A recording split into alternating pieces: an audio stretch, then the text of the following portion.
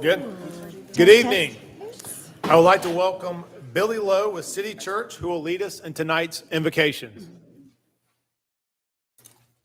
Thank you. Let us pray. Father, thank you for this day. We take just a moment to acknowledge your goodness. And because you are good and kind, we ask that you would protect this city, those who protect us, God, that you would watch over them, our police, our public safety, our fire. Lord, and for the city council and our mayor, God, I pray for wisdom, that they would make decisions that would honor you and that would bring flourishing to this great city. So thank you for the privilege that we have of being here. And Lord, we ask that you would do all of this in Jesus' name.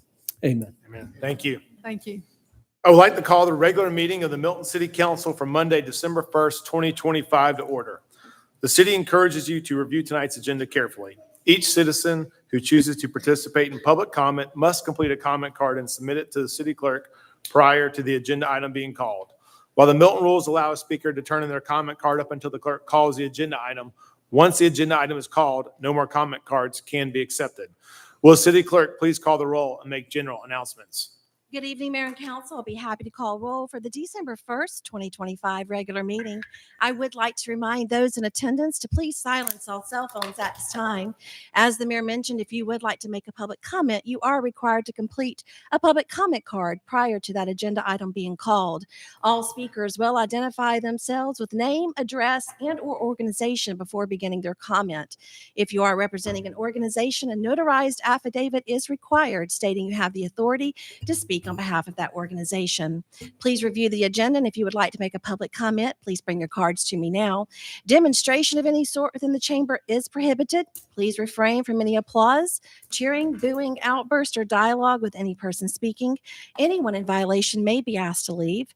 Mayor and Council, as I call roll this evening, please confirm your attendance. Mayor Peyton Jamison. Here. Councilmember Andrea Veerhoff. Here. Councilmember Doug Haney. Here. Councilmember Juliet Johnson. Here. Councilmember Carol Cookerly. Here. Councilmember Jan Jacobus. Present. And for the record, Councilmember Phil Kramer is absent. Mayor, you do have a quorum. And Mayor, you also have a special group to help you with the pledge tonight. Yes, I was fortunate to have PAC 841 come to City Hall today, and we did a tour, and they asked myself some very important questions, and I offered to say, hey, why don't the PAC do the Pledge of Allegiance? And I think Margot, the PAC leader, is going to come up, lead the PAC, come up and start the Pledge of Allegiance for everyone. How does that sound? Good? Would everyone please rise for the Pledge of Allegiance? All right, Margot, we're on you. I pledge allegiance to the flag of the United States of America and to the republic for which it stands, one nation, under God, indivisible, with liberty and justice for all. Great job. Thank you. I'm going to have y'all backtrack a little bit closer and council, y'all remain standing. Okay. So all the Cub Scouts back up. Okay. We got one more coming. Come on. All right. Are we ready? Now listen, stand still because you see all those cameras. So we got a few clicks you're going to hear. We have one over here, please. Is it okay? Thank you.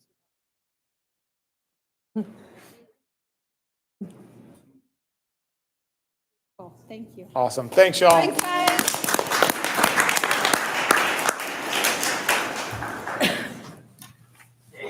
Okay, next is approval of the meeting agenda. We have an executive session, Steve? We do. Okay, so I would like to add an executive session to discuss personnel, land acquisition, and/or what's the other one? Litigation. Litigation. Thank you, Mayor. Yeah, and I'm also going to ask council to remove reports and presentation item letter F, discussion of RZ 25-10, text amendment to Arnold Mill Road, Hamlet overlay, section 6, spot 5, spot 3, spot B, to modify AG1 standards to the Unified Development Code for the city of Milton, Georgia. And this will be for further review at a later date. All right, Mr. Mayor, I make a motion that we approve the meeting agenda as amended. Second. Okay, I have a motion from Councilmember Cookerly and a second from Councilmember Johnson to approve the meeting agenda as amended. Voting's open. Please place your votes. See my screen refresh.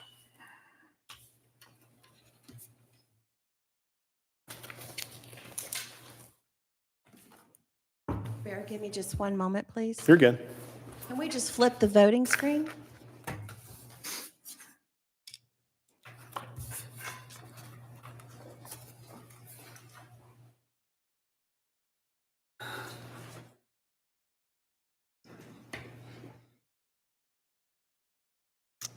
Can you script it? Are you just able to flip that voting screen?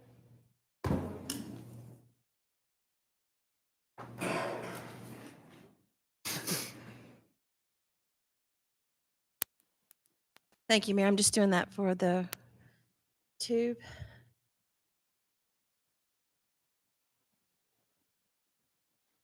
And we can just go ahead and You can proceed. do show of hands. Go up.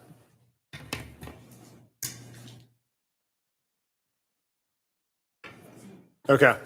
Let's do a show of hands. So Councilmember Cookerly made a motion to approve the meeting agenda as amended with a second from Councilmember Johnson. All in favor, please say aye. Aye. Any opposed? All right, that passes unanimously. Thank you. All right.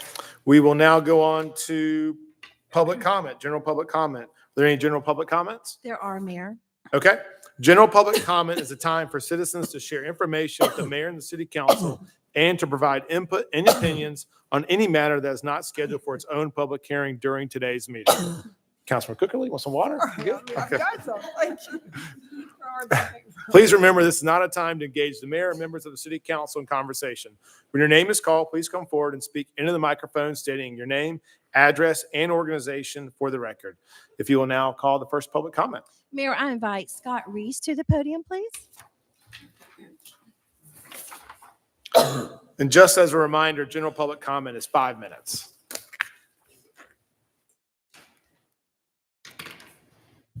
Mr. Mayor, members of council, I'm Scott Reese from Reese and Associates doing business at 13685 Highway 9, Milton, Georgia 30004.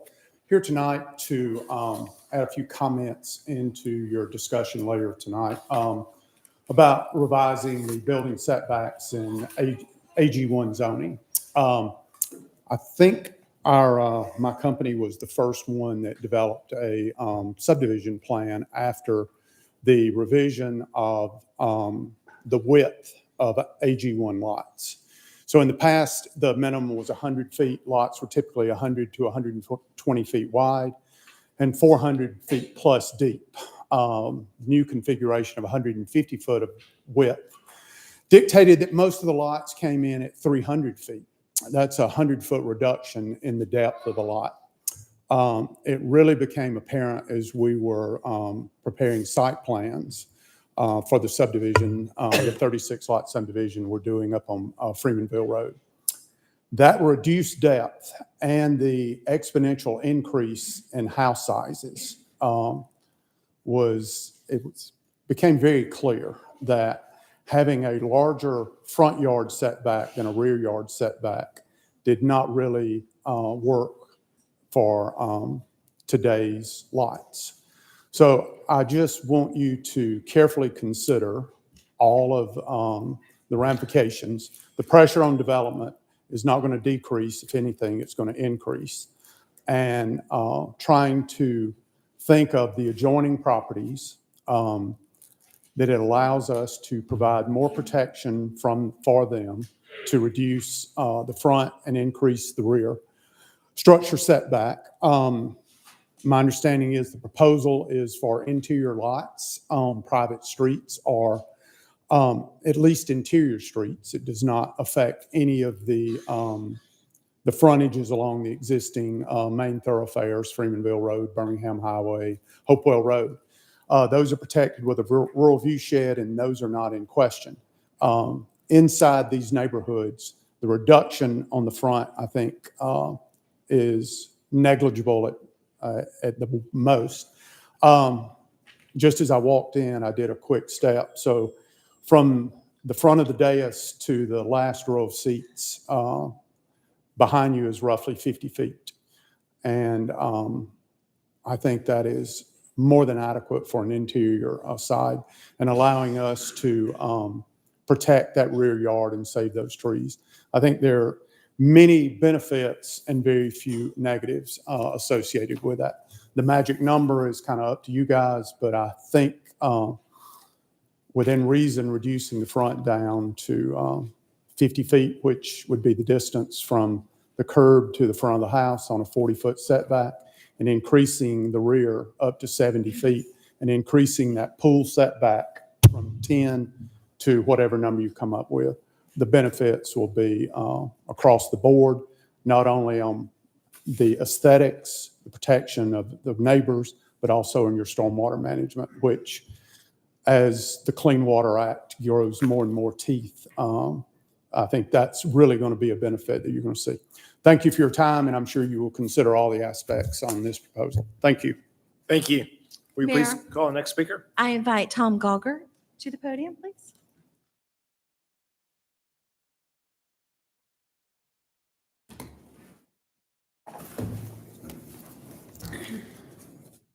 Good evening, Council and Mayor Jamison.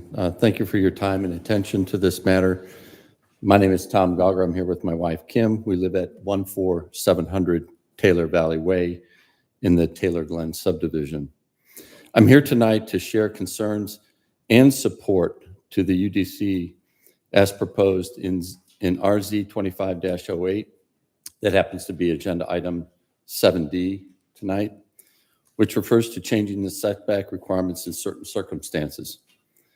Our home is in the rear of the cul-de-sac of Taylor Glen subdivision, backing up to Little River Estates and the Little River Farm. Our lot is a pie-shaped lot, which will be directly behind 5 of the homes on the preliminary plat for that subdivision. Our property and values would be negatively impacted by the development directly behind our home. We respectfully request that you watch the 2 videos from the Planning Commission meetings held on October 22nd and November 20. Our story is explained there in these videos, and is a use case most relevant to the zoning setback amendment coming before City Council. At the November 20 Planning Commission meeting, the Commission recommended a modification to the City of Milton Unified Development Code with the intended purpose of preserving trees, creating larger undisturbed rear yards on newly platted AG1 residential developments. The Planning Commission recommended to us at that meeting a 45-foot setback in front, 65-foot setback to the rear, 25-foot undisturbed tree preservation area, and a 30-foot pool setback from the rear property line. Another option was presented that matched what the developer had agreed to, and you just heard from the engineer who's hired by the property owners at Little River. The phase 2 development was a 70-foot rear setback and a 40-foot front setback. This would provide us with considerable relief that we'd hoped for in our case.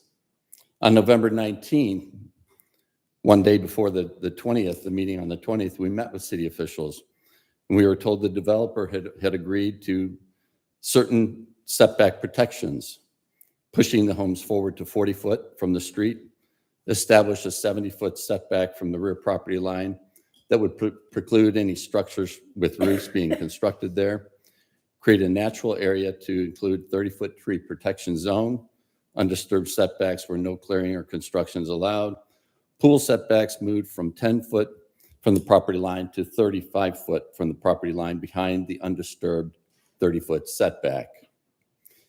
Drain pipes would be installed underground so there's no ditch running crosswise through the backyards as had originally been presented. Sixth item that was agreed to is that primary septic systems and lines will be installed within the buildable area, not in the undisturbed setback area.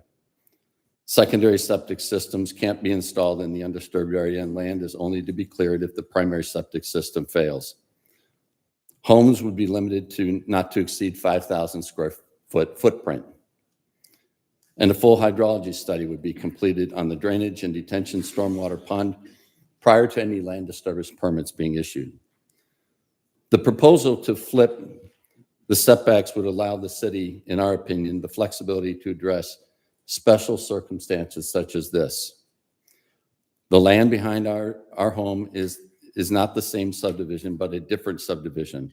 1 minute. Our subdivision, Taylor Glen, looks completely different than the Little River Estates subdivision, and our homes are much further apart and our lot size is larger.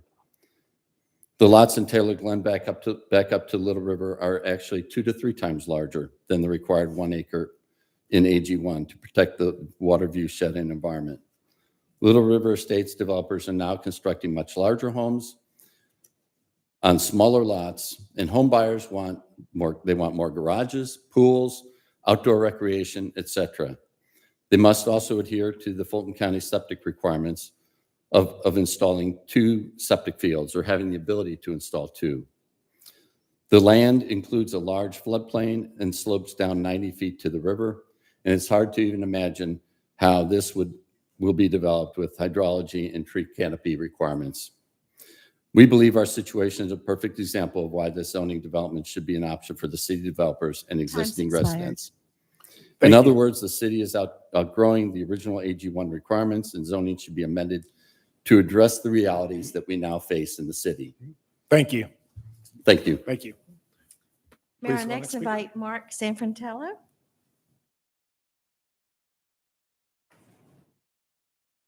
Good evening.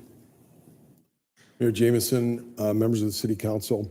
You may recall my name. I sent the written opposition to the RZ 2508, and I promise I'm not going to read that document to you tonight, but I am going to reinforce a couple of key points and a perspective that I think is really most important to all of Milton and not just homeowners in Taylor Glen and Little River Estates. Excuse me, will you please state your address for Oh, the I'm record? sorry. Yes. My name is Mark Sanfratello, 300 Blackberry Ridge Trail. Thank you. Yes, of course. I think when you listen to the presentation this evening, unless it's changed from what was presented to the Planning Commission, you'll note that there's no data, there's no policy directive, there's no broad community input indicating a need for a change in interior neighborhoods. In fact, this suggestion as a solution to a problem was what I'll call an output of a creative problem-solving exercise, given the concerns expressed by my neighbors to the north. And I want to make it clear for the record, I've got no beef with my neighbors. They're advocating for their self-interest, which is what we all do. But I do think this is not a small matter, and it is a big mistake to consider making it for Milton. Milton would be on an island, no peer jurisdiction around us, unincorporated North Fulton, Cherokee, Forsyth, Roswell, Johns Creek, you name it, across the board. This would be the lowest single setback assigned for interior neighborhoods. And again, there's no data to suggest that the current 60-foot setback is consistently applied and consistent with the peers is problematic for any reason. I think what we're presented with here, even with respect to the comments made by the developer, is isolated to specific neighborhoods. And there are mechanisms, of course, already in place, variances, waivers that can deal with matters specific to a small number of homes in a given neighborhood. Last point I wanted to reinforce and make, again, with respect to my neighbors to the north, I understand their concerns. I do, even though as I look at Taylor Glen, you look at any application that shows lot lines, Realtor.com, Google Maps, and you see lot lines, there's, by my count, roughly a dozen homes in Taylor Glen alone that back up with the current existing 60-foot standard. You go across Taylor Road, there's another 20 homes that I count that back up against each other. My point is that this is not a unique situation, and it's not a problem that needs to be solved with a broad policy change. And as a matter of fairness, I will just say that while the Taylor Glen residents enjoy a consistently applied 60-foot setback in their beautiful neighborhood, it would impose a different standard, again, with no data or reason for doing it, to the residents of Little River Estates. And there is data to suggest, I've shared it in written form with the city council, that to suggest that a varied streetscape will impact property values over time, and I think will impact the agricultural equestrian feel of Milton over time. There's a long-term unintended consequence there that I would urge you to consider very seriously as you listen to these plans. I appreciate your attention to my written document, appreciate your attention tonight, and thank you for your service to Milton. Thank you. Thank you. Thank you, Mayor. Our next public comments will be read into the record. I have in opposition of RZ 2508 from Marin DeRue and Annalou Alders at 1050 Little River Lane. They are in opposition, as well as Kirsten Tuzzo is in opposition of RZ 2508. Our next public comment is Tim Enlow, located at 13075 Bethany Road. Being the third generation owner of one of the few farms left, I find pause regarding the National Champion of Trust in Government proclamation. My family's enjoyment of this area was perfect before incorporating. Since then, our experience equates within the following Georgia laws broken among others: ignoring the misuse of the 911 emergency system, code 16-11-391, violation of code 2-1-6 regarding approved agricultural practices on agricultural land, stating no municipality shall enforce any ordinance, rule, regulation, or resolution regulating crop management practices in the production of agricultural on any private property, violation of the federal government rights to Farm Act, stating no agricultural facility shall become a nuisance, as a result of changed conditions around such facility, and the facility has been in operation for more than 1 year. A violation of code 30-5-3, elder abuse, stating under Georgia law, it is a felony for any person to impose mental anguish upon an elder person. Violation of caveat emptor, buyer beware, stating buyer shall have the duty to become familiar with conditions that could affect the property, such as noise producing activities and land use. Violation of code 16-12-4, cruelty to animals, stating a person commits the offense of cruelty to animals when they cause suffering to any animal by an act. Violation of code 51-9-7, illegal diversion of stormwater. Violation of code 16-10-94, tampering with evidence, states a person commits the offense of tampering with evidence when knowingly conceals an evidence. Violation of code 17-5-30, illegal search and seizure. The reasons purchased have been attacked, those being safety, quiet, horses, and agriculture. Council has ignored countless requests to meet at our property while violating countless laws. Our next public comment to be read into the record is from Lisa and George Bullmiller at 14708 Taylor Valley Way. They are writing about the proposed text amendment to the City of Milton zoning ordinance, RZ 2508, building placement with respect to setbacks. Our property abuts the proposed Little River Estates Phase 2, and Plan B of the proposed amendment would benefit us, as the property in question is a beautiful wooded property that slopes down to the Little River. My husband and I bought our house because of the view. When we purchased the house from the original owners, we know for a fact they chose to build on that lot because of those pristine woods. Their words, we realize we don't own that property, but that has been our view for 12 years and the view for the house for over 20 years. The original owners and us paid a premium for that view. Now our value of our house will be diminished. What made our home special will be gone.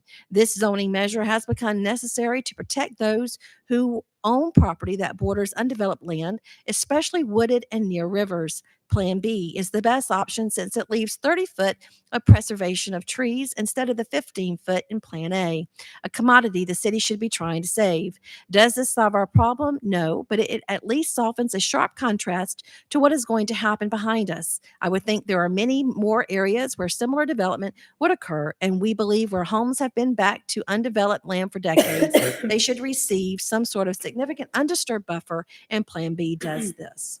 Mayor, that does conclude general public comment. Okay, I will close public comment, and I will now move on to the consent agenda. Will the city clerk please sound the items? Mayor, that first item is approval of the November 17th, 2025 regular city council meeting minutes. It's agenda item number 25308.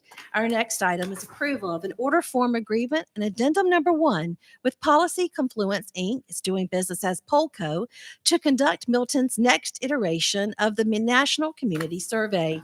It's agenda item number 25309. Our next item is approval of authorization to submit an application to the Georgia Department of Transportation for recertification of local administered project status for the City of Milton Public Works Department. Agenda item number 25-310. Our next consent agenda item is approval of Title VI non-discrimination agreement between Georgia Department of Transportation and the City of Milton for local administered project recertification. Agenda item number 25-311. Our next item, approval of a letter of agreement for Georgia Department of Transportation for the procurement, management, and administration of engineering and design-related consultant services on federally funded transportation projects for local administered project recertification. Agenda item number 25-312. Our next consent agenda item is agreement of adoption of Georgia Department of Transportation procurement policy for the procurement, management, and administration of engineering and design-related consultant services on federally funded transportation projects for local administered project recertification. Agenda item number 25-313. Our final consent agenda item is approval of subdivision plats and revisions. The development is located at 16025 New Bullpen Road. It's land lot 341, District 2, Section 2. It's a minor plat, and the purpose of this plat is to subdivide the property into two parcels. Lot 1 will contain 1.44 acres, and Lot 2 will contain 1.21 acres with a total of 2.65 acres and a density of 0.75 lots per acre. Mayor Jameson? Thank you. Do I have a motion on the consent agenda? Mr. Mayor, I make a motion that we approve the consent agenda as read. Second. Okay, I have a motion from Councilmember Verhoff and a second from Councilmember Jacobus to approve the consent agenda as read. Please place your votes.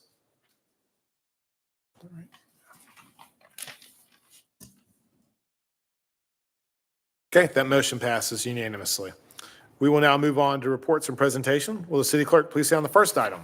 Thank you, Mayor. That first reports and presentation item is a recognition and presentation of the City of Milton employee 5, 10, and 15-year anniversary pins. Mayor Jameson? Thank you. Thank you, Tammy. It is an absolute privilege to recognize some of the remarkable individuals who keep our city running every day. Our 5, 10, and 15-year service plan recipients represent the very best of Milton. People who show up, work hard, and truly care about this community. It's an honor to celebrate their milestones and to say thank you for the years they've invested. And I will tell you, I will put our employees up with anybody. Y'all are the very best. We truly appreciate everything that you do and all these awards that we win, which we're going to recognize tonight. It's not because of us sitting at the dais, it's because of y'all. And we really, truly appreciate that. And with that, I will now give it to City Manager Stephen Krokoff, who will join us in presenting these pins. Mayor, if I could, I'll read them from here so I can keep the microphone, and we'll present them down in front.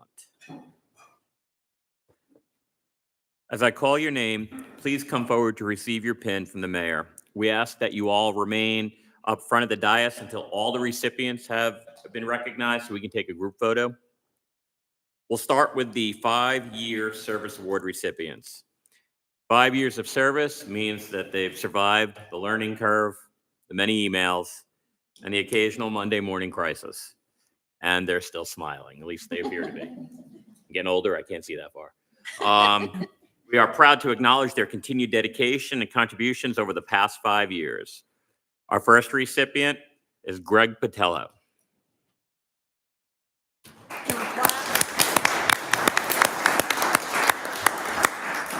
Next recipient is Jerry Oberholzer.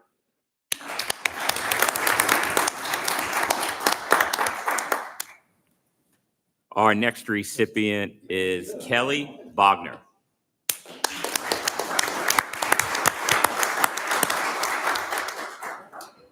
I'd like to call up Sarah Moore.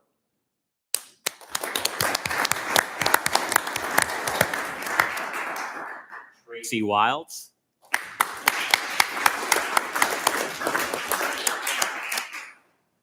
I won't say the joke about seeing double. Woohoo, Tracy! Lisa Farr.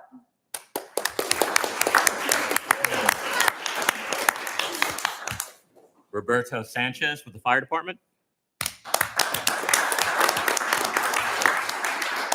Timothy Brown, also with the fire department. Josh Rogers. Dave Bergmeyer, and Gabriel Ben Musa. And who?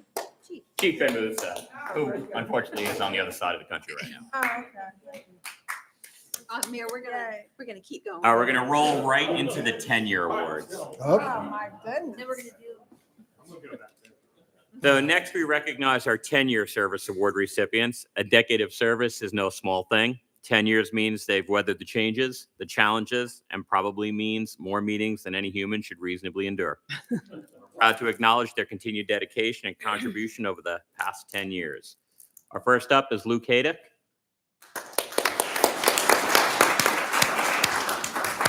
Logan Pacheco.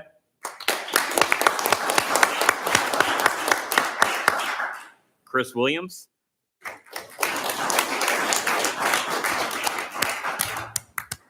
And Tom McElveen.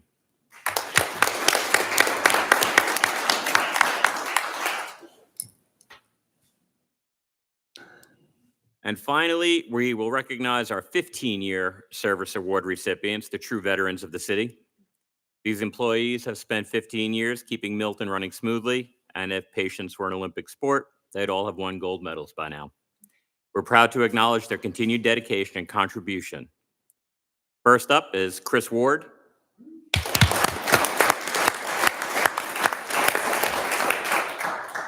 Terry Temples.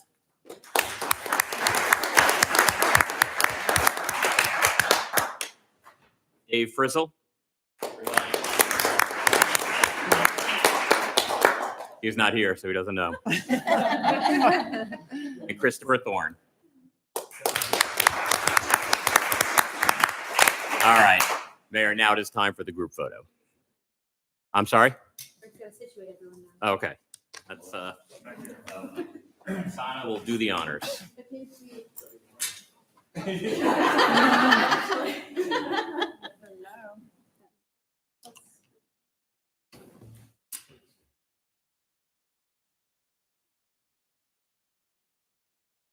Sorry.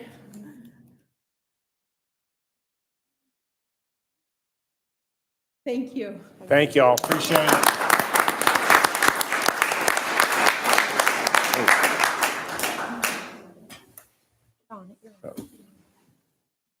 Mimosa's died. Mimosa died. All right, will the city clerk please stay on the next item?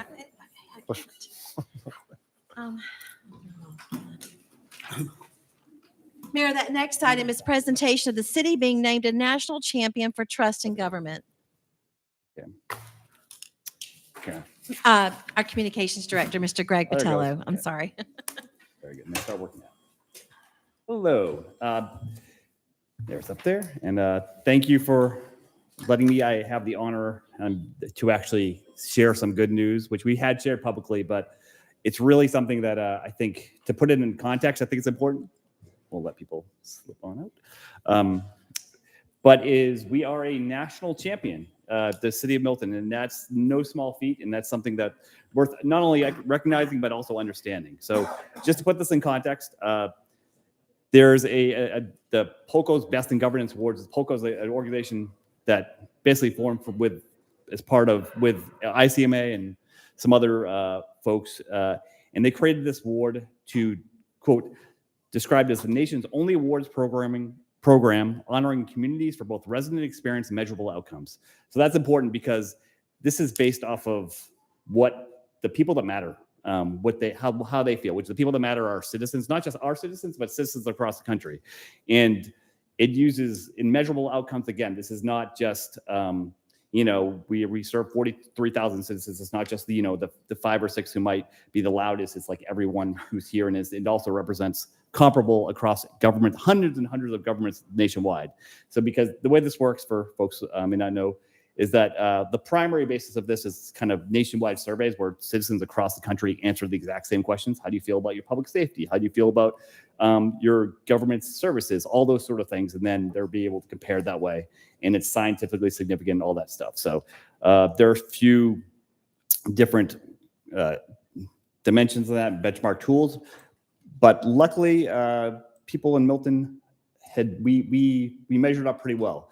So there were about, I think there was about 12 different categories, and Milton was a finalist in 5 of them, which is really remarkable. I counted there. There's no other city that really came close. There are a few of them that had 3 or 4, but this is kind of shows not just the breadth of what we do, but also the breadth that our citizens recognize that we do it well, at least as well as we can.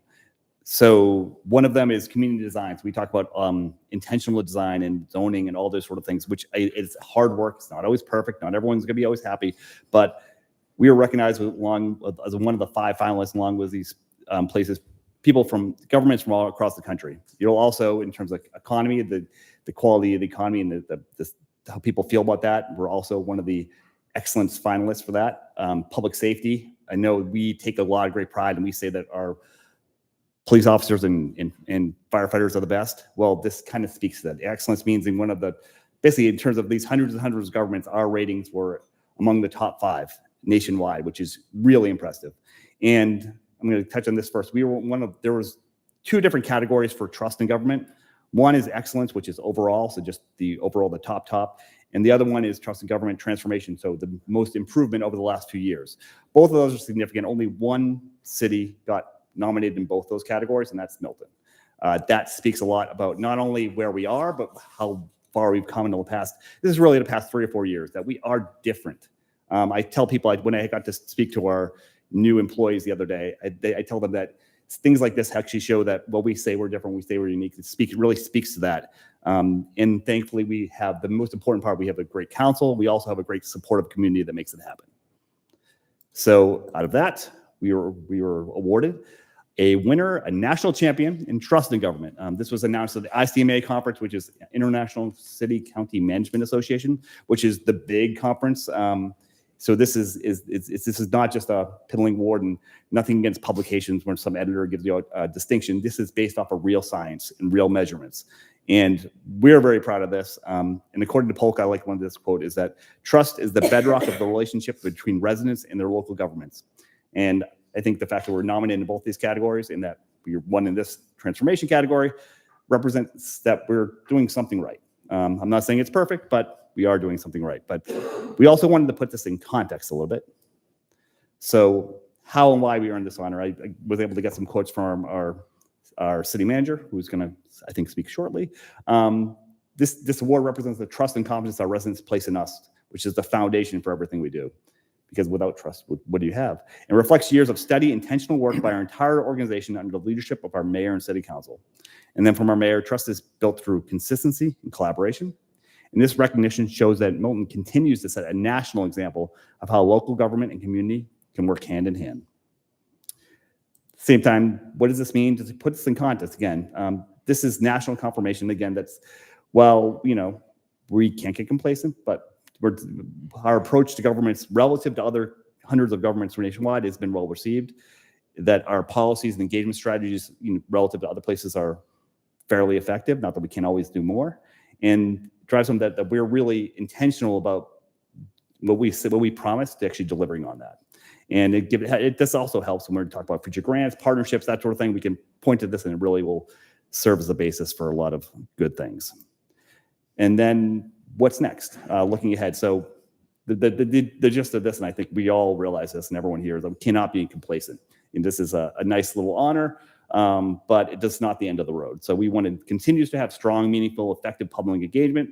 We want to be consistent, sincere, informative, and transparent as best we can. And we recognize that citizens' leading role, that the citizens take the lead, and we encourage them to keep partnering with us to make Milton even better. So thank you very much. That's the end of my presentation. I think we're going to have a little picture and some other things, but I turn it over to our city manager. So, Mayor and Council, this award is obviously quite special. Trust in government is a big deal. It's really our most valuable commodity. It's one of the hardest earned and the easiest lost. And it's critical that we keep this focus on the work we do today and the work we do tomorrow. That foundation is built with leadership. While we as staff certainly embrace that focus, we follow the leaders, and that's in our mayor and council. And while I appreciate the mayor's kind words earlier about staff's role,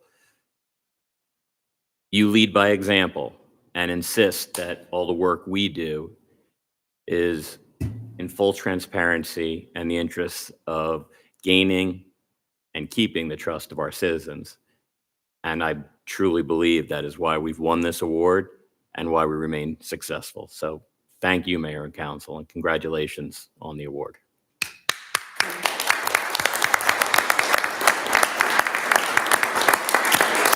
Mayor, I'm going to ask you to come meet me down in front.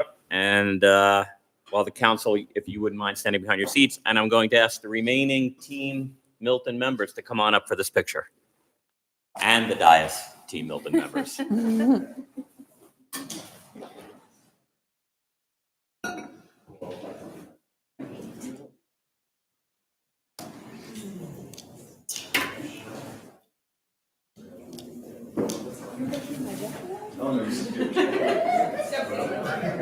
We say laughing. Up here again.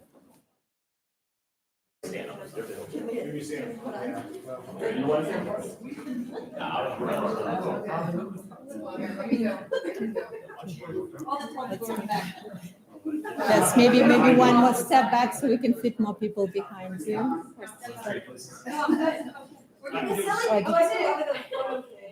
That's not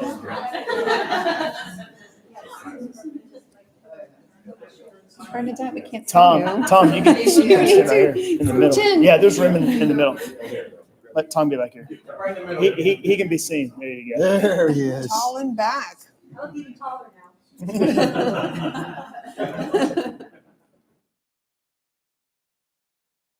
Okay, just one more. Thank you. Great job, y'all.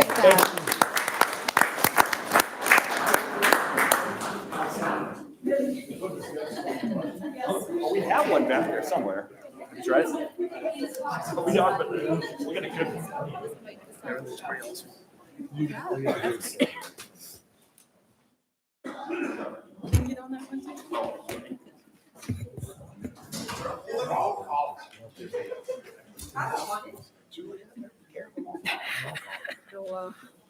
We'll show up in an ad.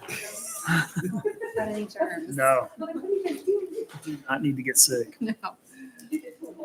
Walk through his cough test. Yes. Stormwater. Now we're gonna be sick. Here we go. Just season. Will the city clerk please say on the next item? Mayor, that next report and presentation item is MS4 Permit Annual Stormwater Presentation, presented by Mr. Scott Tikach.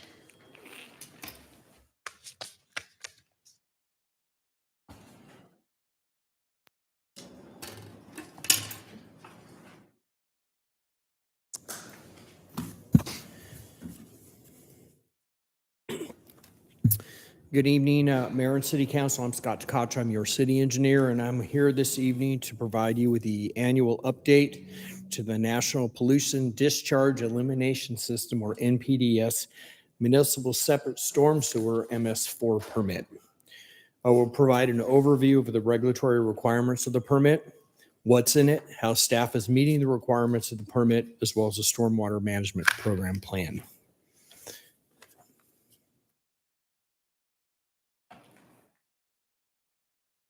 This slide provides an outline of the presentation this evening. The annual reporting to EPD is a requirement of the permit. The Georgia State EPD issued municipalities this new permit spanning from 2023 to 2028. So we are in the second year of the new cycle of this permit. As part of that, staff completed revisions of the old Stormwater Management Plan, or SWMP, with several revisions to SOPs as appendices to that document, detailing how inspections are done, how plan review is conducted, and there was a ton of work that I want to give a shout out to Josh Rogers, who was not here this evening for his pen, but he did a ton of work on putting that together. Under that permit, as I said, there are regulatory requirements. There are 35 minimum control measurements that I'll talk about, as well as best management practices that we're using to enforce that. Under the regulatory requirements, we are required to have this permit under the 1972 Clean Water Act. and it specifically addresses pollution within the waterways of the United States. It deals with illicit discharges. This would be from industries as well as municipal and agricultural stormwater runoff quality. The Clean Water Act is 52 years old this year. There are two types of permit. There's a general permit, which covers large geographic areas like a city or a county. And there are individual permits for things like wastewater treatment plants, municipal facilities, and in some cases, larger manufacturing facilities. It regulates a stormwater conveyance system that is owned and operated by a city, county, or a state. Specifically, it looks at the collection, treatment, and discharge of stormwater runoff. These would be pieces of infrastructure like pipes, catch basins, manholes, ditches, retention, detention ponds, and water quality treatment facilities. Under the new permit requirements, as I stated previously, there needed to be some enhancements to the standard operating procedures or SOPs. A major change was for some of the impaired waterways. We moved away from fecal coliform as an indicator bacterium to E. coli as the indicator bacterium for water quality. And there also needed to be an annual review of documentation of existing ordinance, which staff has completed already. Out of that, we also created the Metropolitan North Georgia Water Planning District that was created in 2001. And that was so that all the counties in North Georgia or cities in North Georgia could come together and have a comprehensive regional way for how we're dealing with this, this permit. And we just had a meeting with those folks, I think, last week as well. So that's still ongoing. Under the permit, as I previously stated, there are 6 minimum control measurements or MCMs: public education and outreach, public participation and involvement, illicit detection and elimination, construction stormwater runoff control, post-construction stormwater runoff control, and pollution prevention and good housekeeping. All MS4 general permit holders, so that's all cities and counties in the United States of America, have to meet these 6 MCMs in their permits. And the city of Milton has implemented 35 best management practices or BMPs to address the city's MCMs. Just to get into a little more detail, the first MCM, as previously stated, is public outreach. That covers things like pamphlets that we have available at City Hall. We have a website that talks about what we're doing. We have a presentation to our elected officials, hence my reason for being in front of you this evening. And we have a social media campaign that we do every year. So that'd be things like don't blow your leaves into the storm drain. MCM2, public involvement. Some of those BMPs are stormwater markers that we do every year. We do a storm or a stream cleanup. We do adopt a road programs and pet waste stations. MCM3 deals with illicit discharge detection and elimination. We had to have the legal authority to implement that, so we needed an ordinance for that. We had to have an outfall map so we knew where everything was going. We needed an IDDE or illicit discharge detection and elimination. I'm sorry for all the acronyms. We needed a plan, we needed to have an education component, and we needed to have a complaint response. Under MCM4, construction site stormwater runoff control, which is predominantly managed through community development. We needed, again, legal authority, so we're an ordinance. We need to have SOPs on site plan review, site inspections, enforcement procedures, a complaint response, and we had to have our staff certified through the state for erosion and sediment control. And I believe we're conducting that recertification training in second or third week in December. MCM5, post-construction stormwater runoff control. Again, we needed legal authority, so an ordinance. We needed to inventory the infrastructure. We had to have an inspection and maintenance program. We also had to have GILID, which stands for Green Infrastructure or Low Impact Development Infrastructure facilities, and we needed to have an inspection and maintenance program for that as well. MCM6, pollution prevention and good housekeeping for municipal operations. We needed to have, again, an inventory and an inspection program that includes things like street maintenance, street sweeping, employee training, which we conducted last week, waste disposal, new flood management programs that are predominantly managed through community development, or although they do come and talk to me if there's it's a tricky one. We have existing flood management projects that Public Works manages. So we look at municipal facilities and say, what can we do to improve the water quality of those facilities? And we've been doing that over the last several years. And then we have a stormwater management plan, which a lot of the SOPs are in. It's a fairly thick document. It's about 50 pages of really interesting reading if you're ever having a hard time sleeping. We also have an enforcement response plan and impaired waterways.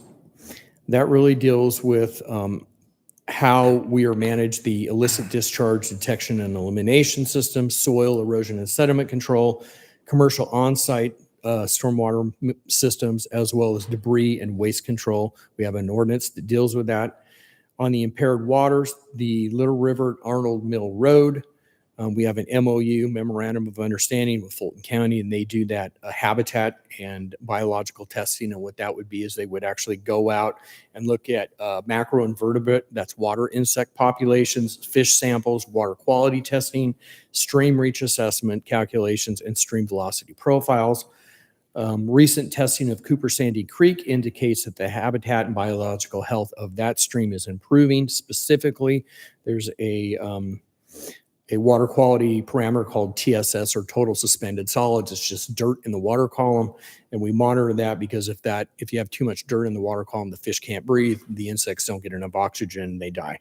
And so over the last 2 years, the water quality testing has shown that the water quality is improving in that stream. With the exception of last year, we had some higher hits, but that corresponded with a increased rain event, which is not unusual from a statistical probability perspective. Another thing that we're working on is developing a drainage improvement program. This is, or the DIP. This would be similar to the T-SPLOS, so that we've got some way that we're tracking some of the needs that we have under that program. And in the direction of our Public Works Director, we're tackling one big project a year. This year, we're tackling Providence Lake culvert replacement. Just to put it in perspective, the engineering on that was about $50,000 to include another $12,000 for survey. So once we complete that design in the next month or two, we'll probably be coming to you and asking for award of a construction contract to go build that piece of infrastructure. It will require the entire road to be taken up, and we'll replace that culvert. So that's a fairly sizable stormwater project. And then we've also looked at 7 smaller locations, and we bundled those together into one contract. And we've got a contractor working on implementing a lot of those projects now. And I know that there will be more stormwater needs in the future. Our stormwater infrastructure is basically the end of its service life. A lot of it was constructed under county standards, which do not meet the current engineering standards. So we have a large need out there that's really unfunded, and something that we have to compete with in the general fund. So there may be some requests, at least on my part, to come talk to you about a stormwater utility at some point. So anyways, that's my pitch. That's my question, or my presentation for the evening. I'd like to open it up for questions. Any questions for Scott? Yeah, very thorough. Thank you, Scott. Okay, thank you. I know it's not very exciting stuff, so. Appreciate it. Will the city clerk please stay on the next item? Mayor, our next item is discussion of RSD 2508, a text amendment to section 3.1.4, building placement with respect to setbacks in the AG1 district, and section 8.8.19.b.2, and article 13 definitions in order to add setbacks for qualified subdivisions and pools to Unified Development Code for the city of Milton, Georgia. Our interim community development director, Ms. Diana Wheeler. Good evening, Mayor and Council. You may recall this past May, you received 2 applications for front variance setbacks for 2 whole subdivisions, brand new subdivisions, Blakely Manor, Crescent Ridge. And those variances for front setbacks were requests to flip the setbacks front and rear from a 60-foot required front setback to a 50-foot required front setback, and that was based on hardships and other things that variances are usually considered for. And ultimately, those variances were approved, but at that time, it highlighted an opportunity to look at perhaps providing some flexibility in our ordinances for front and rear setbacks. So then the council directed staff to potentially look at those changes to the code and look for opportunities to perhaps look at front setbacks and increase rear setbacks, pool setbacks, in order to be able to determine if they could potentially provide some better design outcomes. So we did do that. We looked at building flexibility in terms of the setbacks in order to preserve trees. And we particularly wanted to preserve natural areas, but also we wanted to make sure that we're doing this without increasing any density, that we're talking only about setbacks and not changing the number of lots that are normally allowed under AG1 zoning. And the proposal that we're going to share with you this evening is intended to provide a better design, ultimately with regard to subdivisions, without having to go through a variance process.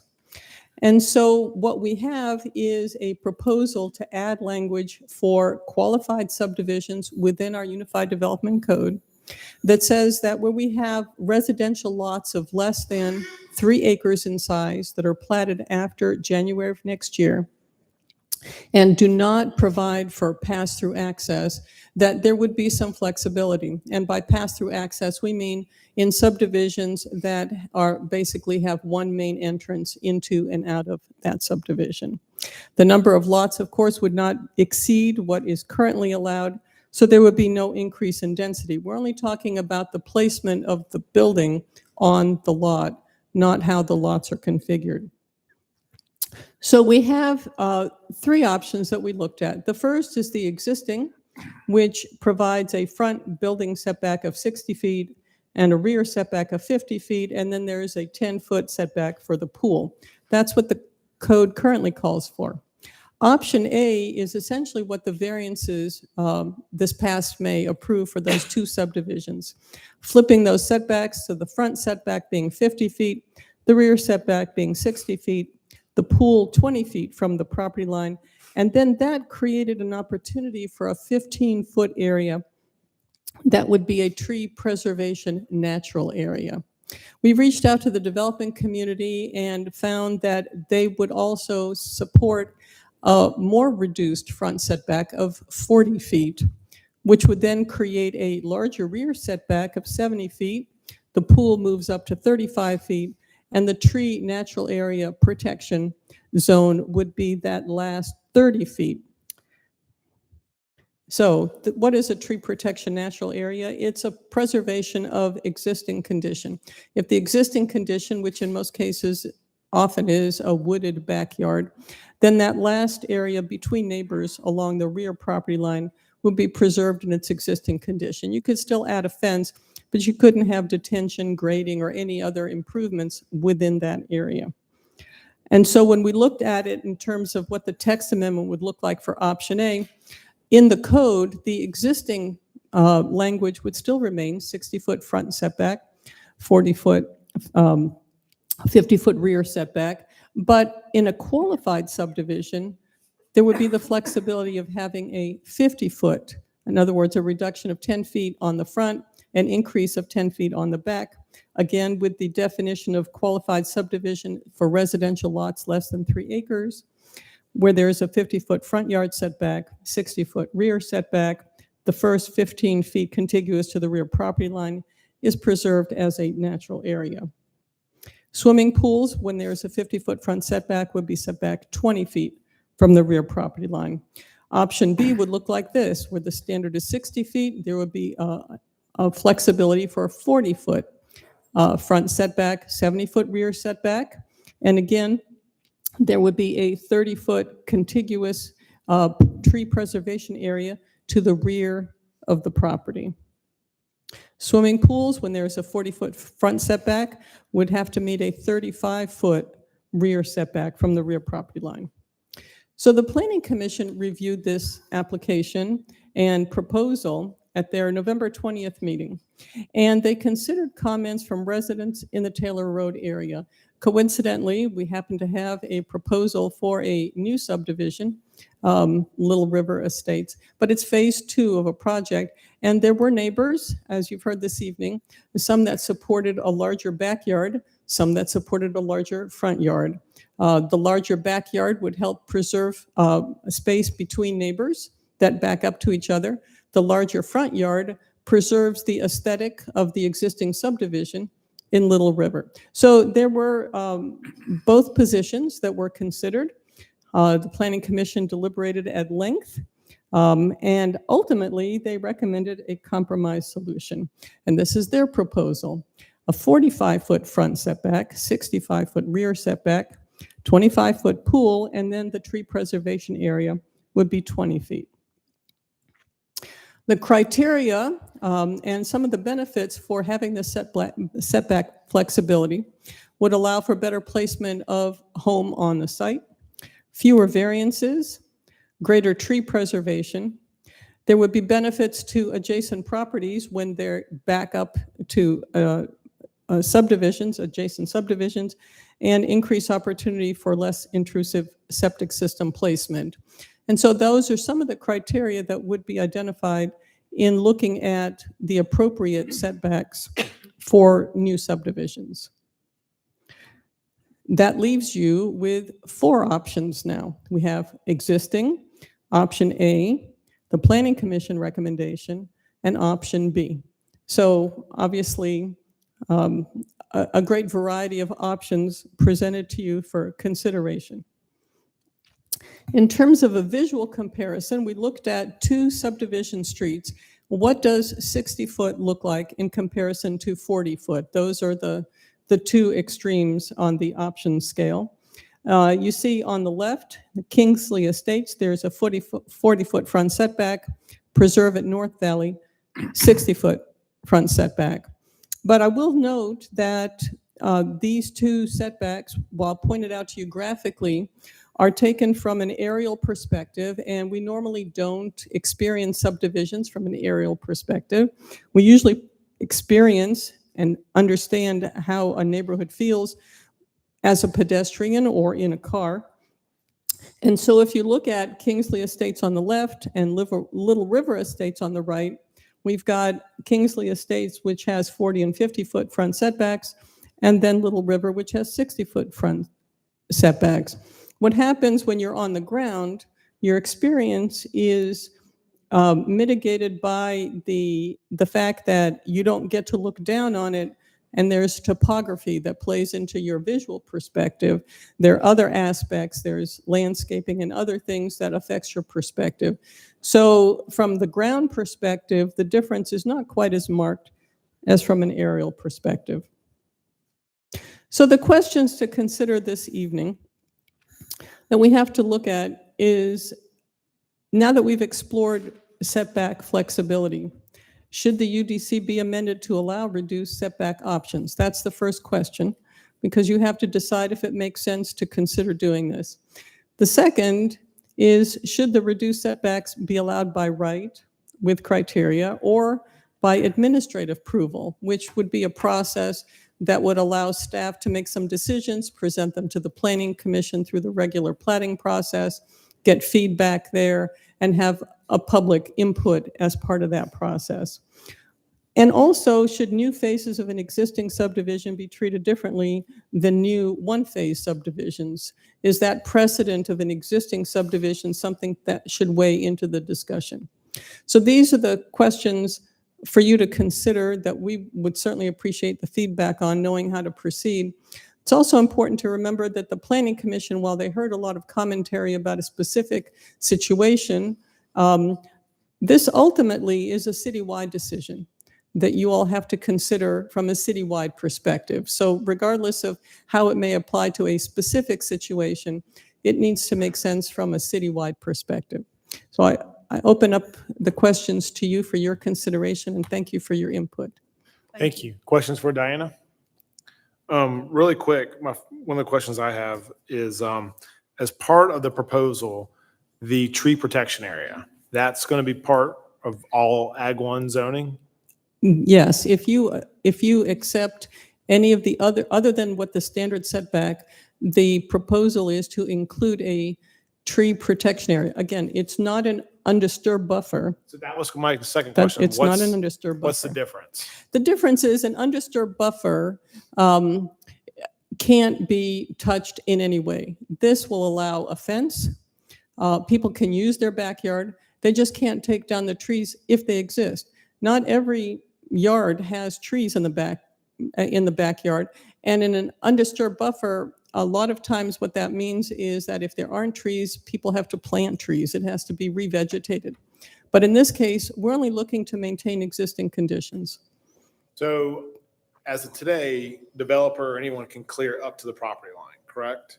That's correct. So with this in place, You gotta have tree canopy. on that. Well, There's of only course, so much. there's They tree can't canopy, clear but cut. There's- the they tree have to re- canopy doesn't have to be provided in the backyard. It can be provided in other places. and as far as the septic systems, can they put a primary septic in there or secondary? How does that work? They can plan for a secondary, but they cannot put the primary. Okay.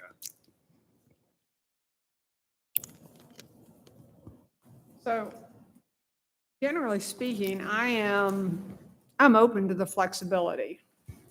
I think that it's a free market question, and I appreciate the comments about data-driven, et cetera, and that is my business, but this is something where every property is different, every topography, every area is different, and who better than the people investing their money, whether it's the developer or the would-be property owners, to make these decisions. And I really don't have a problem with it going to the Planning Commission and/or staff to make these decisions. I think that I like what it does for potential for additional vegetation.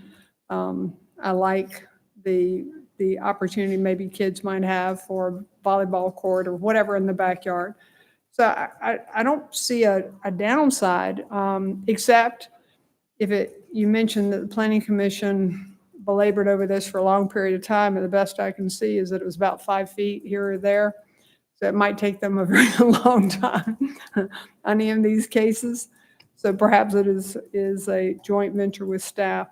But I'm in favor of the flexibility. I really don't like the thought of us adjudicating these and saying no to something that I think neighborhoods and people should be able to drive for themselves.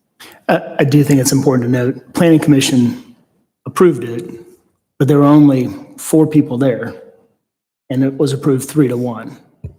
I So- was making a joke. I mean, Right, but I'm suggesting, right, it came approved to us, it was 1 vote short of not. So that was how contested it was, and it wasn't a full contingent of everybody there. I think a sweeping citywide, like you said, this would change everything for everybody.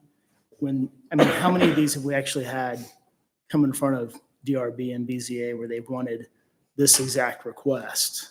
The it reduced was- setback, just 2, as far as I know, in recent times. Right. And so there is a process where if this is the request, we have a process where it can still get approved and preserve I'm all for preserving trees and property values. And if it's, in this case, it might be the property owners on the backside that are like, yes, this is great. I would love more trees and a larger setback on the backside, and everybody's good with it. If it's, in the case of a neighborhood that's half built, now all of a sudden you're talking about the property values of the folks who bought a house based on a certain look and feel. And if that now changes, maybe it's not in their favor. And if you're on DRB or BZA, the first question we always ask is there any opposition? And in this case, there would be opposition, possibly both sides. You'd have opposition on the backside.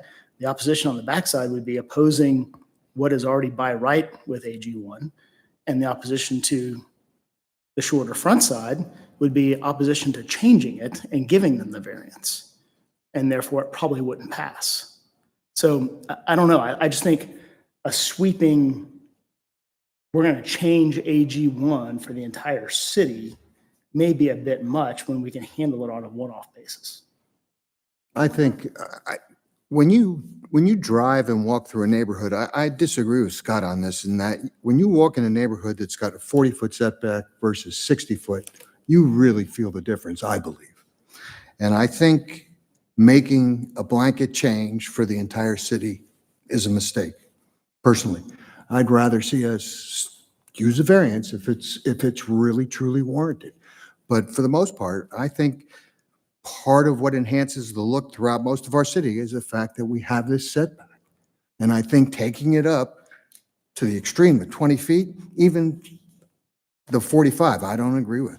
I just prefer to keep it at 60, personally. But may I respectfully say, note what you said when you drive through. I mean, it's everybody else's optics, but it's how people want to live. That's why I say you have the variance if there's an opportunity to do it. But if you start, now all of a sudden, every neighborhood that's built is right up to the 40 foot or right at that 45. I don't think it looks very nice, personally.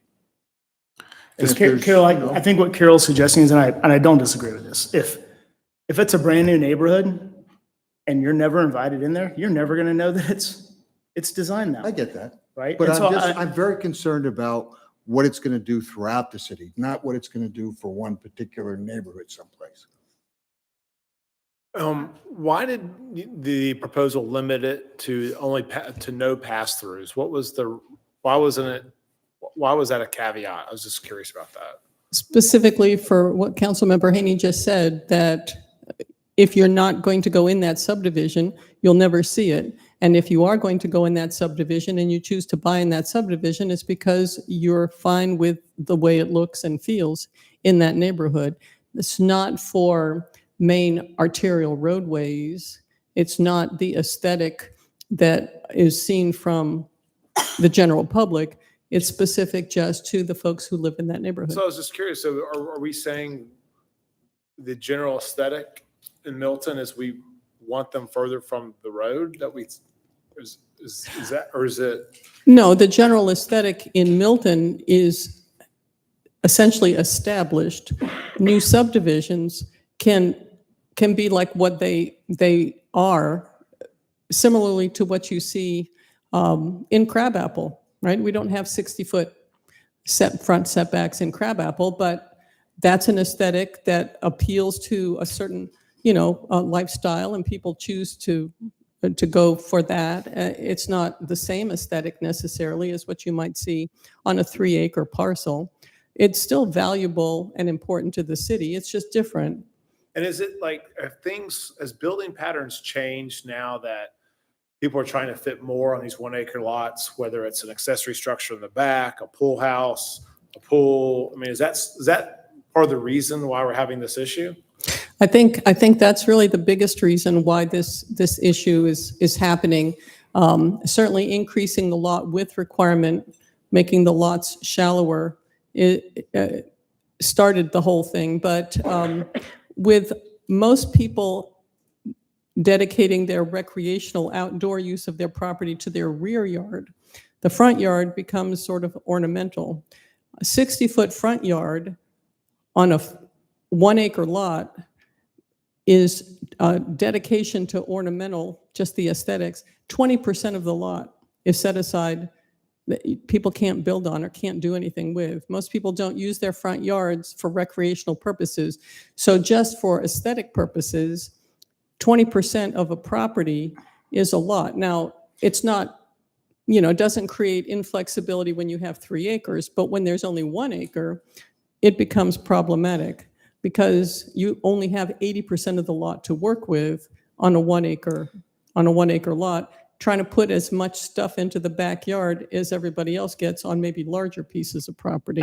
I think your answer to his question just nailed it, in that a lot of what we're kind of charged with preserving is the equestrian landscape and not a small ornamental front yard, which is what this would allow for. I think this is also counterproductive to our desire to incent large lots, because now we're saying we're going to allow you to cram as much as you can on a 1 acre lot, as opposed to how do we incent you to build on a 3 acre lot?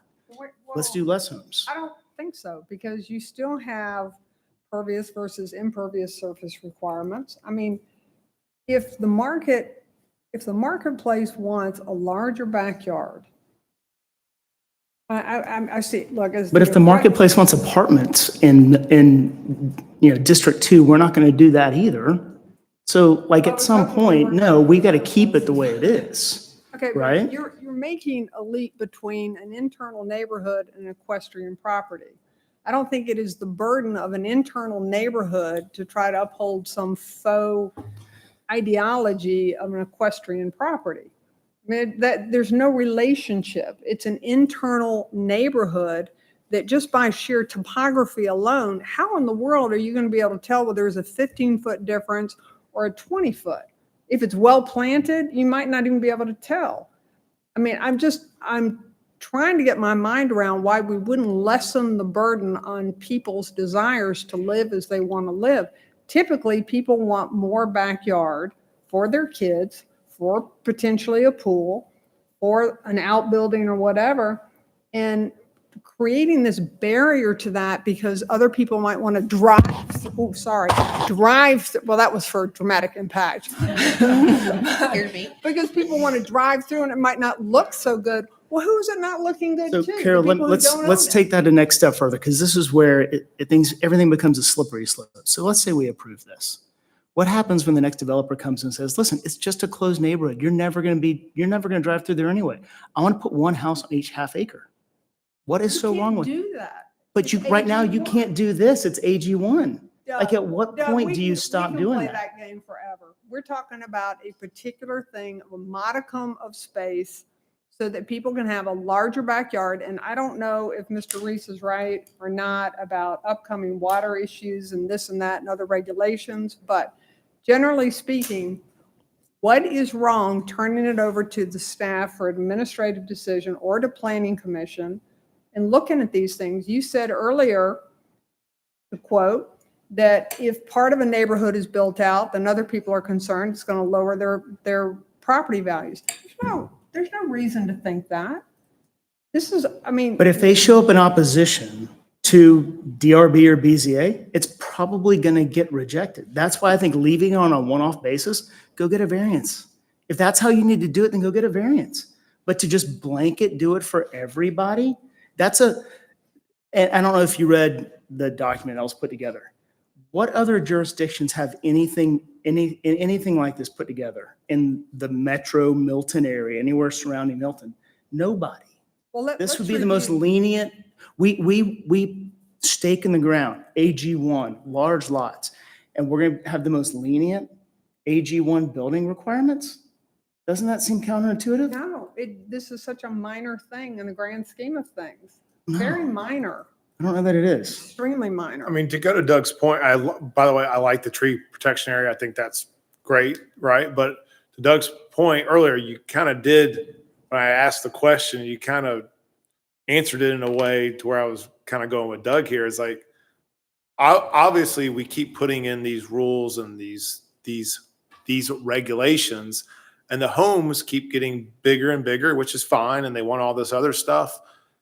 And the end result of that, if we continue doing what we're doing in Milton, and people want to live here and they want to build here, they're going to end up buying bigger lots. And instead of it being 1 acre, it might be 1.2.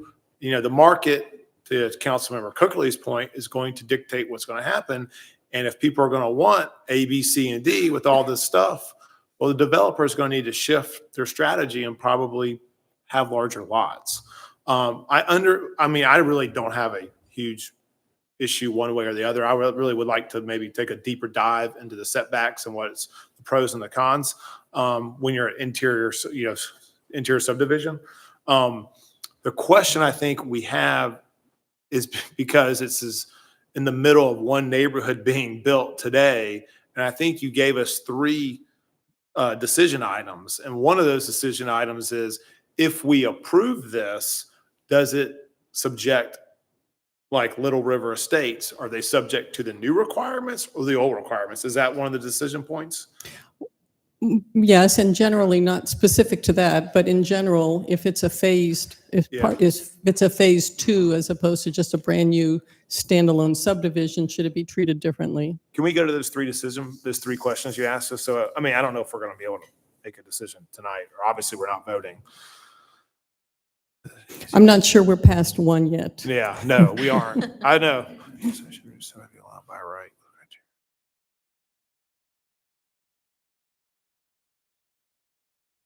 Yeah. I think most people are more concerned about how do we limit density and people to build on larger lots, not how do we allow people to shoehorn as much as they can into smaller lots. Well, I think that, I mean, you all try to make every effort to prevent that with pervious and impervious surfaces and those kind of requirements. But I want to, let me And just, setbacks. yeah, let me just, well, okay, but the maximum amount of land doesn't change. It's still AG1, okay? But on Doug's point, let me play with this for a second. So let's say let's say we agreed that the decision rests with staff, okay? Could you share, what would you do if a neighborhood was partially built and there's a year later, there's another part of that subdivision that is coming online, and people did not want the frontage to be closer to the street? Like, so what would you do? How would you entertain opposition? Well, first we'd have to evaluate the subdivision, just regardless of what neighbors feel. What are the environmental impacts? What would it look like in terms of, the impervious area, the impact to the stream, if there is a stream, and oftentimes there are. And so we would look at the environmental impacts. We would then look at, and we already require developers to identify a house plan for each lot and see how they would work. I think it's important to look at things like specimen trees. If there's a specimen tree, in a place where by shifting the house in a certain way, you'd be able to save that specimen tree to the benefit of the neighborhood, we would want to be able to do that. So that's where the flexibility would come in. We would look at it on a lot by lot basis. But I would also tell you just one more thing to think about.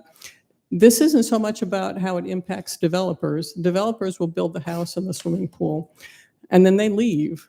This really is about what happens to the future homeowners. They're the ones who are going to be in the position of trying to figure out, okay, well, now we want to add outdoor kitchen or a fire pit or whatever, and we've maxed out the impervious area and we're already at the setback and we don't have room for it. And so that's why we end up with all the variances that we get, because it's the homeowner. The developers don't come and ask for these. Right. They just build the houses and then they leave. That is one of the issues that I see coming before us a lot is these owners, they buy these homes and they are not aware that the builder has already maxed out everything. Right.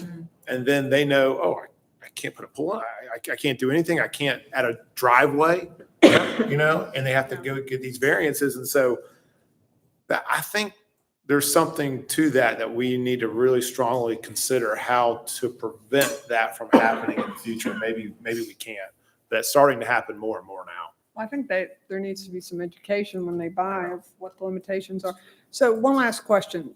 In your opinion, if the houses are allowed to be closer to the street, because I'm all about the tree canopy all the time, do you think there will be net increase of more green, more substantial trees in a neighborhood? Because, a builder putting in the three basic trees, house after house after house is not what I would call Milton-esque.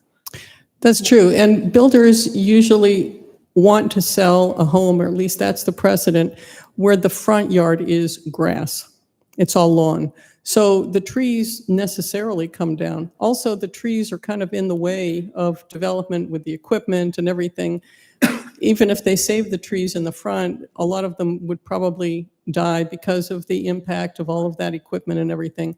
The rear yard at the rear property line is the least likely to be impacted by construction.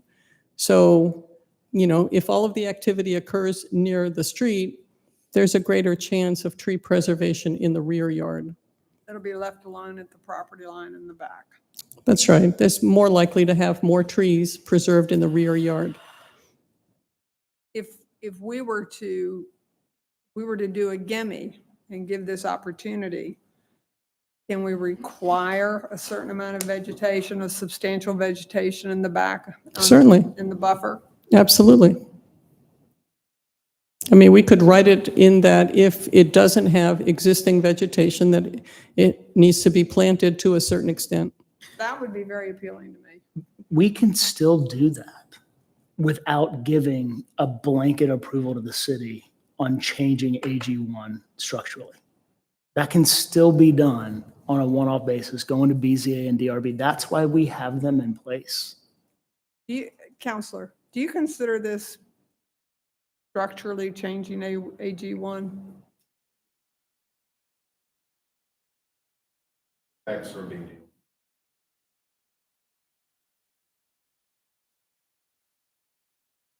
I think it would be important. I like the visuals. I like the satellite stuff. I like seeing that. It really helps because you do see it both on a visual through the street and overlay. So I know we're not going to vote on this tonight, Right. but in January, if we could have some more examples of that, I think that would be very beneficial. And even how a backyard would kind of look with adjacent properties also, so we can see everyone's thoughts here, the opposition and the people in favor of it.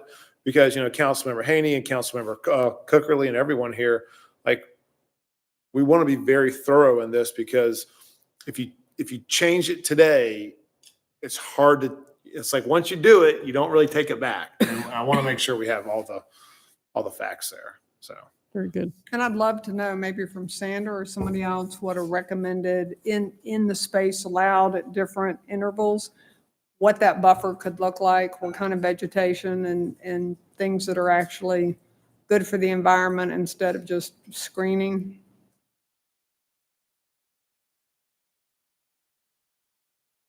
Thank you. So I know we didn't really get very far with you tonight, but I think we're appreciate we're it. going in the right direction. I think this is a great back and forth with council. It's exactly what we're supposed to do. When are we voting on this, Steve? First meeting in January. January. Oh, well, Councilmember Hoff. Oh, sorry about that. Sorry. Well, we have Councilmember-elect Brian Dolan back there. He's taking it all in. So any other questions for staff, Diana? No, No. thank you. Okay. Here, could I just add one point? Yeah, shoot. Regarding just a question I was asked, and I just want to make sure there's clarity on it. This specific plat was submitted under the current requirements. Therefore, it's subject to the current requirements. While there has been an agreement with the developer to apply certain conditions, it is under the current setbacks. Sure. Can I also ask, when you do present next time too, can we also get an understanding of how this differs to all the surrounding areas? Because I think in general, Milton wants to be more conservative when it comes to how we handle AG1, not less. So I think that would be an interesting data point for everybody to recognize. Okay, we will definitely do that. Thank you. That was great. Thank you. Thank you. Appreciate it. Okay, will you please stay on the next item?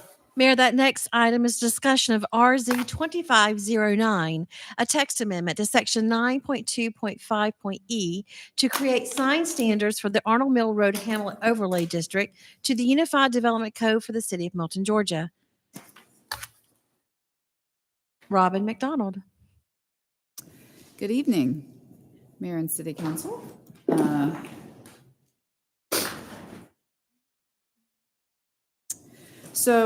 Tonight, the purpose of this discussion of the text amendment is to provide specific sign standards for the newly adopted Arnold Mill Road Hamlet Overlay District. Recommended by the Planning Commission to bring separate text amendment to adopt specific sign standards for this overlay district. That was last year when it was going through the small area study and then ultimately the adoption of the overlay district. The requirements would be located within Article 9 site development, specifically signs, and within signs, a subset of overlays and form-based codes section that addresses sign requirements. So tonight, staff is asking for input on this proposed text amendment. Below is the timeline for this item. We had a CZIM October 28th. The Planning Commission met on this item on November 20th. And tonight, we are here at this council meeting to just give you a briefing of what we're proposing. And then ultimately, it comes back before you for the final zoning agenda on January 5th. So here, just to refresh your memory and mine as well, the Arnold Mill Road Hamlet Overlay District and Arnold Mill Small Area Plan were adopted concurrently by you all on May 5th of this year. The Overlay District is a subset, or I like to call a child of the Royal Milton Overlay District, just like Birmingham Crossroads is the other sibling, so to speak. During the process of adopting this new overlay district, the current sign regulations for the Rural Milton overlay were reviewed by TSW, and it was requested by the Planning Commission. And ultimately, those findings were brought to the Planning Commission, and they recommended to bring a separate text amendment to adopt specific sign standards for this particular overlay district. Through the analysis, it was preferred to mirror the Birmingham Crossroads sign ordinance since it achieved the vision of the Arnold Mills Small Area Plan for non-residential uses. So again, this is an overall view of the Hamlet Overlay District, and then each node, the Chadwick node, which is near the Cherokee border and on the east side of Arnold Mill, and then the Cox Road node. So here we have an exhibit just calling out what is required in the Rural Milton overlay for signage, and then Birmingham Crossroads. The Birmingham Crossroads sign ordinance was the preferred ordinance because the Rural Milton overlay ordinance only had size standards. So that's everything here on the left. But the Birmingham Crossroads included structure and face material requirements, as you can see on the right. It's summarized. So here is it's a total of 3 pages, everything in red. This is all brand new, and it is based primarily on what has already been in place in Birmingham. But I want to just highlight this portion here with the blue arrow of the proposed sign ordinance, which addresses internally illuminated signs. So this is a little bit different than, it's not a little bit, it is different from what is in Birmingham Crossroads. Currently, internally lit signs are not permitted in Birmingham Crossroads. And staff's recommendation for the allowance for one internally illuminated door sign is proposed. It's staff's opinion and experience that there is a need for this type of sign for the local businesses to be able to indicate if their business is open. Staff is addressing this issue to encourage the visibility of businesses within this newly created overlay, similar to the development and traffic patterns of Crabapple and Deerfield form-based code. So I also want to just point out that both Crabapple and Deerfield form-based code do allow internally illuminated signage for basically the purpose of indicating whether a business is open or closed. So that's the last page of it. And in summary, what has happened thus far, at the CZIM in October, there was one comment question regarding internally illuminated signs.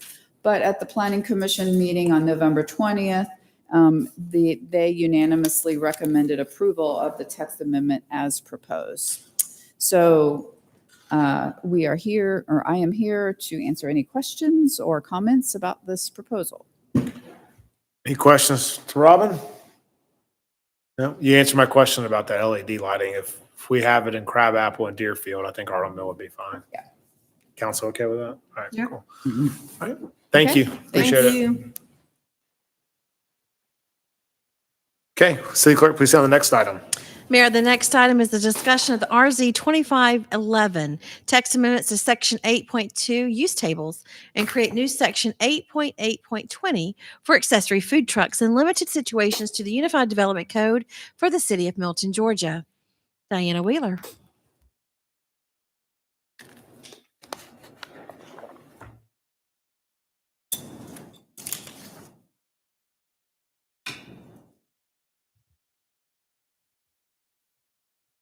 Mayor and Council, this is a proposal to amend the accessory section of our Unified Development Code in order to accommodate a new business and also to promote economic development in commercial districts, especially Crabapple, where there is a need for additional economic development opportunities. The proposal is to amend the accessory use section of our Unified Development Code in order to allow accessory food trucks. So the definition of an accessory food truck is a self-contained mobile restaurant without seating located on the same property with an active restaurant that has a current occupation tax certificate. And the reason we chose this definition is because we all know what food trucks are, but in this case, an accessory food truck is one that would be located on a property where there's an existing restaurant, so that we don't have the problems that we might have if it was not accepted by the existing restaurant.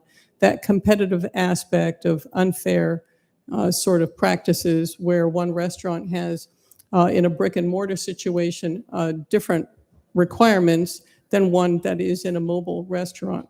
And so the proposal is to have this definition, and then the use standards would be to allow an accessory use on any property that includes an active restaurant.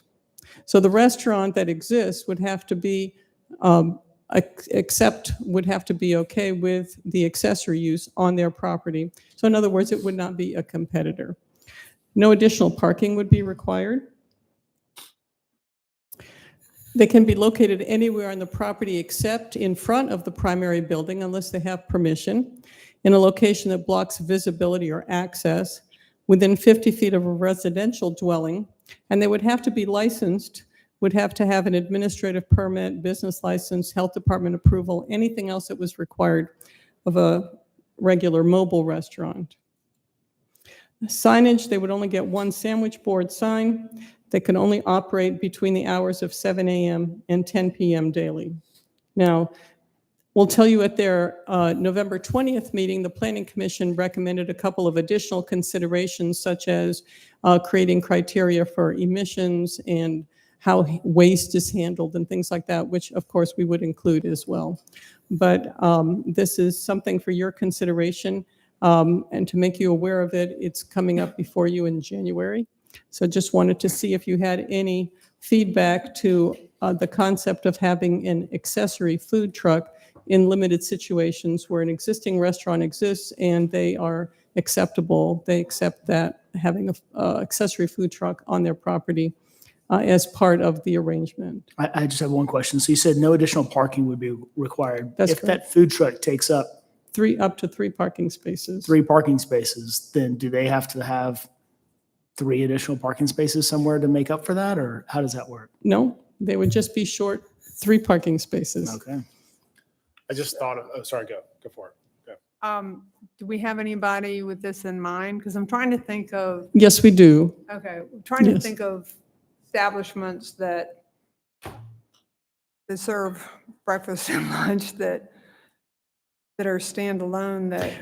Our first request for something like this was from somebody who wanted to do coffee, for basically limited to coffee and breakfast type items at a restaurant that only serves lunch and dinner. Quick question, I'm not going to answer it tonight because this might throw you for a loop. But serving alcohol out of the food truck. So I know, as example, Crabapple, I'm sure people would love to have restaurants that would, obviously, if the property owner wants it, to allow alcohol being served. Would that be allowed under this? You know, they would have to go through the same process as any restaurant. Okay. It's basically just a restaurant, except it's mobile. Okay. Cool. All right, perfect. Thank you. All right, any questions? So you didn't throw her for a loop. Don't. Throw me for a loop. Pro. Good. That's it. Awesome. Thanks. All righty, thank you. Okay, there is nothing else on the agenda. Any council reports to report on? Okay, with that, I will adjourn into executive session to discuss land acquisition, personnel, and litigation. Do I have a motion? Can Make we a do motion that to adjourn. in a vote on the On the screen? electronic? please? Okay. Mayor, I'll make a motion to adjourn to executive session. All right, I got a motion from Councilmember Haney, a second from Councilmember Cookerly. Please place your votes. That passes unanimously after, Sorry. there we Take go. a Now we're second. good.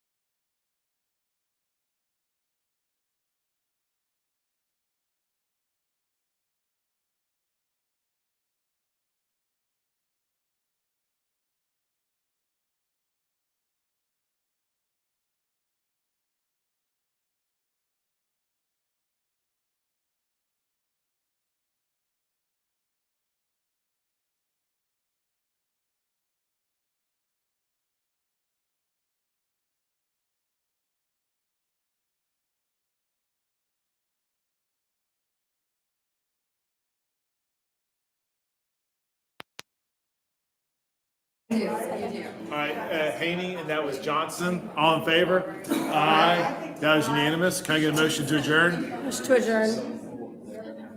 All right, Johnson, Haney, all in favor, say aye. Aye. You're good. That was unanimous. Okay.